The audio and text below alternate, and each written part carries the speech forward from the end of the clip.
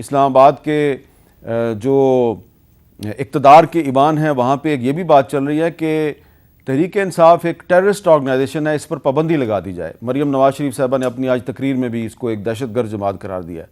तो क्या बल्ले का निशान वापस लेने के बाद तहरीक इंसाफ पर पाबंदी भी लग सकती है? एक अहम मामला है, तो इस पर गुफ्तगू करेंगे। हमारे साथ मौजूद हैं जनाब बैरिस्टर गौहर खान साहब, चेयरमैन पाकिस्तान तहरीक इंसाफ। आप अभी भी चेयरमैन हैं? यस, अभी भी चेयरमैन।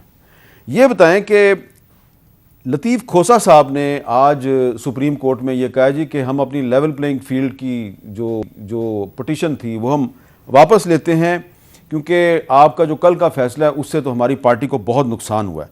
तो मेरा अब आपसे सवाल ये है कि आपने जो कहा था कि आप बल्ले का निशान वापस लेने का जो फैसला है सुप्रीम कोर्ट का, उस पर आप रिव्यू पिटीशन फाइल करेंगे, तो क्या आप अभी भी रिव्यू पिटीशन फाइल करेंगे? मीर साहब, दो अलग अलग चीज़ें। जहाँ तक हमारी लेवल प्लेइंग फील्ड एप्लीकेशन की ज़रूरत थी तो वो हमने एज अ पार्टी वहाँ एप्लीकेशन फ़ाइल कर दी थी, और हमें सुप्रीम कोर्ट की जो डिसीजन आया है उससे बेतहाशा मायूसी हुई, क्योंकि ये नाइंसाफ़ी बहुत ज़्यादा हुई है। सुप्रीम कोर्ट से हमारी ये तवक्को थी कि ये लार्जर इंटरेस्ट और कॉन्स्टिट्यूशनल पैरामीटर्स में उसको देखेगा। अगर कॉन्स्टिट्यूशनल पैरामीटर में सुप्रीम कोर्ट अंडर आर्टिकल 17 देखता और लार्जर बेंच बनता और उसमें सुप्रीम कोर्ट देख लेती तो बहुत बेहतर होता। एक पॉलिटिकल पार्टी से उसका सिंबल लेना सुप्रीम कोर्ट की डिसीजंस के मुताबिक उस पार्टी को डिसफंक्शनल करना है या उसको डी रजिस्ट्रेशन या उसके डिसोल्यूशन के मुतरादिफ है। जो आम सिटीज़न है, जो आम वोटर है, ये उनके राइट के अगेंस्ट है, और ये सुप्रीम कोर्ट की डिसीजंस आ रही है अब्दुल अला मौदूदी के डिसीजन से जो 64 में हुआ है। इस मरतबा पीपल्स पीटीआई के ख़िलाफ़ जितने भी पहले से भी जो हरकत की जा रही थी और एक स्ट्रगल शुरू हुआ था आफ्टर द रिजीम चेंज, तो पीटीआई को तो दीवार के साथ ऑलरेडी लगा दिया गया था। बट सुप्रीम कोर्ट की डिसीजन ने, हम समझते हैं कि जमहूरियत को दीवार में चुन दिया है। कैसे लेवल प्लेइंग फील्ड मांगे एज अ पार्टी, कैसे उनने अपने जो कैंडिडेट्स हैं उनके लिए क्या लेवल प्लेइंग फील्ड मांगे। वो सिटीजन जिनको आप कह रहे हैं कि अगर आप इन कंस्टिट्यूएंसी पे इलेक्शन लड़ते हैं तो आप 1-1 करोड़ रुपए खर्च भी करो, आप पार्टी से भी आ जाओ, लेकिन उन कैंडिडेट को पहले ये इजाज़त नहीं है कि वो नॉमिनेशन पेपर फाइल करे, फिर वो उनके सपोर्टर प्रपोजर सेकेंडर को आप जाने ना दे, फिर स्क्रूटनी पे उनको रोक ले। कई सारे हमारे ऐसे कैंडिडेट हैं, मीर साहब, उनके साथ यहाँ तक हुआ कि जब वो गए हमें निशान अलाट करो तो उनको कहा कि आप तो कल एप्लीकेशन विड्रॉ कर चुके हो। ऐसा भी हुआ।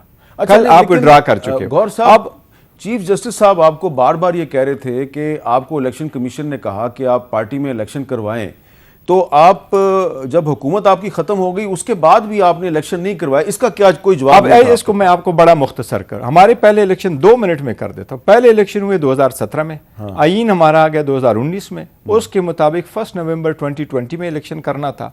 कोविड की वजह से किसी पार्टी ने नहीं कराया था, तो इलेक्शन कमीशन ने सबको कहा कि 13 जून 2022 को आप इलेक्शन कराएं। हमने 8 जून 2022 को इलेक्शन कराए, आईन और कानून के मुताबिक कहे। इलेक्शन कमीशन ने जो डिसीजन दिया, इलेक्शन कमीशन को मैं मुखातिब करके कहता हूं 13 सितंबर 2023 को इलेक्शन कमीशन ने हमारे हक में फैसला ऑलरेडी कोर्ट में अनाउंस किया था।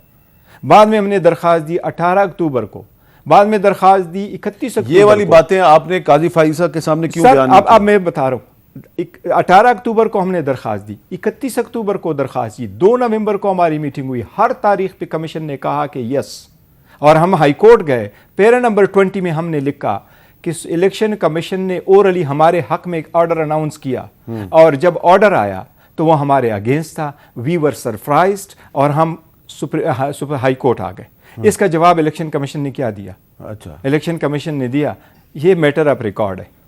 अच्छा, लेकिन डिनाई नहीं किया। तो ये तो हमारा केस है। जज साहिबान पूछते रहे कि आपने पार्टी का इलेक्शन करवाया, आपने कहा करवाया, उन्होंने कहा इसका कोई सबूत दे दें। अच्छा, सबूत दे दे। हमने उनको क्या सबूत दिया? क्या कोई चीजें दी? पहले हमने सबूत दिया कि ये न्यूज ब्रेक हो रही है कि नया इलेक्शन होने जा रहा है। ये हमने अनाउंस किया 29 तारीख को कि 2 तारीख को हमारे इलेक्शन होंगे। ये हमने वो दे करके सबको, सारी मीडिया पे आया कि हमने नया चीफ इलेक्शन कमिश्नर अपॉइंट किया और नया चीफ इलेक्शन कमिश्नर इलेक्शन कराएगा। जिस दिन हम कहते हैं कि नॉमिनेशन पेपर फाइल कर रहे हैं, सर ये सबूत है, पूरे मीडिया पे चल रहा है, लोग अवेलेबल है।